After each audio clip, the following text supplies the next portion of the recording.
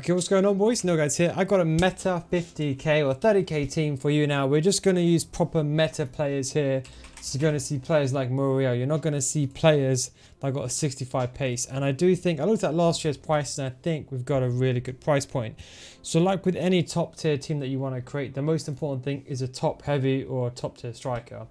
You put a hunter on this guy or a finisher on this guy, he's probably one of the best cards that you can get for price performance. Now, I expect him to be about 5k-ish. Once the dust settles, let everyone get a bit excited. But a hunter on a finisher, you got one of the best strikers for one of the best budget strikers in the game. So he definitely goes for there. What we're going to do is we're going to change to a 4-1-2-1-2. You can play either a 4-3-3 with the system or a narrow. What we're going to go ahead up is getting De La Feu, another top tier card. Now, the reason why I chose these cards specifically, because I filtered these guys by stats, like 4-star, 4-star, good agility and balance. Now, the key thing this year is to go with high pace and just slap a finisher on the card to improve the finishing and the shot power and the agility and balance. That's what I recommend. So go for the higher pace players, and finisher stat can basically start the finishing. So as long as they got 80 finishing, if they got full chemistry, they get at the end of the day 95 finishing. So that's all you got to really worry about. So he goes up to another striker. Then in cam we go with Mkhitaryan. Now Mkhitaryan, the reason why I put him in is that we wanted a cam or an attacking striker or someone that can play like a centre forward inside the game. 5-star weak foot, high low work rates. He's actually got still very good pace, 86 acceleration. So what you could do again is you put him on full chemistry, he gets 87. He improves his finishing, 88 shot power, and he's got a decent long shots, not amazing. You can always change that around if you really want to. You can even go with a finisher or a deadeye, but I would obviously want to improve the pace. But he's got the agility and balance naturally as well, and he's got the aggression. So you've got another good card up alongside him. Then we're going to go over for the centre mids. Now, this is where I kind of deviated from Serie A. You're going to see we're going with Uribe. We all know his card last year. It was a fantastic card. 4-star, 3-star this year, but he's medium-high work rates. A very good CDM, I would say. When you put a shadow on him, there's a couple of reasons why I chose him. One is that he has medium-high work rates. He's 6 foot. He's got decent agility and balance, but he can also shoot. So if you, for example, come up against someone who's parking the bus in the first couple of days or so, you can recycle the ball back to him and do the power shot mechanic to get the ball into the back of the net. He's got very good stamina for a box-to-box, and he gets defensive awareness up to 83 and 91 and 90 interceptions, being a very good card, especially on full chemistry. And of course, he's got the physicality and passing. Then we move over to the other side. And then we have over here Pereira. Now, this is something that I was kind of debating, but I think a high card for centre mid is really what you want to get. We've gone with a 4-star as well, high 6 foot. Now with this card, he's a bit of everything. He has the pace, the shooting, the passing and dribbling, the physicality, and even the defending.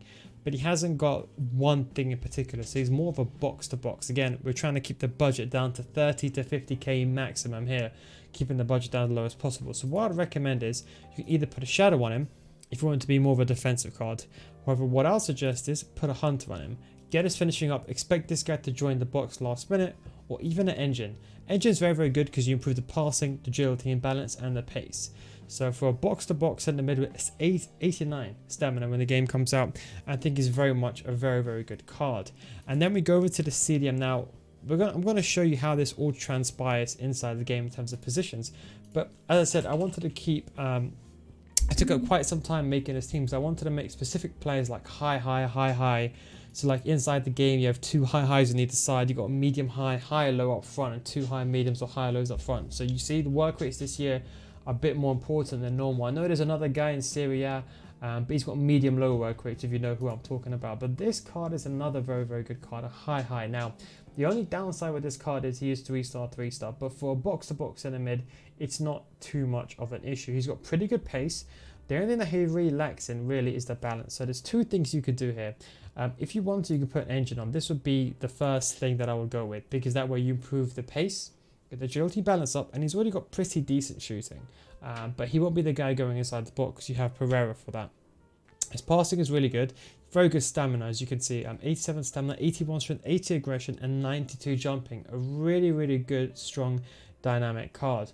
stand tackling as well. If you want to going towards more of a defense fan, I'd recommend a shadow or a hunter. So it depends how you want to play him. If you want him to get inside the box, I'd recommend a hunter. But you could also equally put a shadow on him. Engine makes him a bit more diverse. So it depends on how you want to play him. The reason why I say shadow is because you get that defensive awareness up. So that's something that I would recommend as well. Then we move over to the left back. So to be honest, the left backs are a bit pricey. Like I want to show you just to give you a bit of a wonder look. There isn't really that much. You have Spinazzola, but I think he'll be too expensive when the game comes out. So I'm aware that these cards exist, by the way, but I've just chose the cards that no one really think about. This guy is actually a really good card, very underrated. And the reason for that is because he's got 88 sprint speed, which is very important for left backs and right backs. Expect the L1 triangle meta, but he's low high work rate, 6'1", very tall, got pretty good physicality as well. I would probably chuck either. Now this is what I would say. You can put a guardian on him to get his balance up because agility is a bit too low, but I would just go with a shadow. The reason why I say this is, especially for wing play, think about the average winger. How much pace does the average winger have? Realistically 90 pace. So that's what you're going to have to expect. So I'm always going to put a shadow on these cards. Some people disagree, but if you're playing in a top level, pro level, elite division, you need these cards. It's fine if you're doing this in division 10, 5 with 84 pace, but once you're versing big players and good players as well, you're going to struggle. We go with Lazari. He's an affordable option here for right back. He actually makes a good appearance. Again, high-low. Now that's why I chose the other guy, almost the opposite in contrast. But I think, it's not too much of an issue because he's a right back. And when the game's getting started, you just need someone to get the job done with pace. Good agility and balance, and he's got decent defending. Now, what I'd recommend is just putting a sentinel on him. Because what you do is you get your defensive awareness up to 80, and that way the medium low, look, when people see medium low, they kind of get excited like, oh, he's not going to defend. No, he will still defend. I'd recommend putting conservative on his instructions so he doesn't go forward as much, he doesn't get out of position. He's still going to defend. He just might take a bit longer to come back, but he's got high pace, so it should fine. Suffice 86 stamina, so you can play him in a 5-back line if you deem to change to that, and pretty good defending as well. Then we go over to the 2 centre backs now. Again, I carefully chose some players here. So we go with Pepe, a player that not many people will be going for here, Pepe. Again, I'd go with a shadow. Medium high work rate's perfect for centre back this year. No fullbacks for now, but physicality, defending, and pace is all you really need. Does lack the agility and balance, but so does almost defenders. Not every defender has stats like Koundé. Otherwise, definitely he would go into the team, but he costs like 70k when the game comes out. And then to get it even cheaper, we go with Ibanez, one of my favorite cards last year. Again, another medium high card. So you can see that's why, even though he's not on full chemistry, he's on 2 chemistry instead of 3. But even on 2 chemistry, he still gets a very good pace. You can get him on 3 chemistry by getting another player in from Serie A, to be honest. Yeah, you can get him on. To be honest, you literally just need any other player in his team to be on Serie A, and you can get him in for chemistry, but we've put him on 2. He fits in pretty well. Everything that you want, good reactions, decent agility and balance, good pace, good defending, and good physical. Perfect for someone like Pepe. And then for the goalkeeper, now, in the element of chemistry, what we've done is we've gone with Diogo Costa. Now, not Diogo Costa. Now, as I said, this is what it looks like. Okay, so you're going to see 2 players on, so this is how it would be in game. 1 second, Pereira there, the CDM. Now, what we're going to do is we're going to fix this issue here with the CDM. Now this is something I want to teach you here. So if you go here, I'm just going to call this test, for example. This is something that you can do on Footbin. I wanted just to show you an example of how it does work. If you go to squad actions, chemistry optimizer, Footbin itself will calculate what's the best chemistry to use. Okay, then you can see here, position changes 2 and 0 players of chemistry. Bam, everyone's on chemistry. I think, if I'm not mistaken, that is not the exact. Hang on, let's have a double check this. We go here. So if I remember, what formation was that? I completely forgot. I believe I have no idea. Let's just go back again. I actually have no idea. I remember that. Hang on, let's do chemistry optimizer again. That's one thing they should do, just save it as a new squad so you know, because I genuinely forgot. Anyway, it's 4-1-2-1-2. So now you can just go here. We go 4-1-2-1-2. Uribe there, and that's it. Bam. You can see here we get maxed out on all the chemistry. It ends up becoming a good team in the end. Very, very well balanced team. In fact, that's the way that I'll play it to line up. So if we're going to talk about how it would look inside the game, I'm going to go over the main formations here. The 4-4-2, I would say Muriel goes up front with De La Feu. And then what you can do is you can put Mackenzie on the wing and bring Pereira into the middle, or you can do it like this.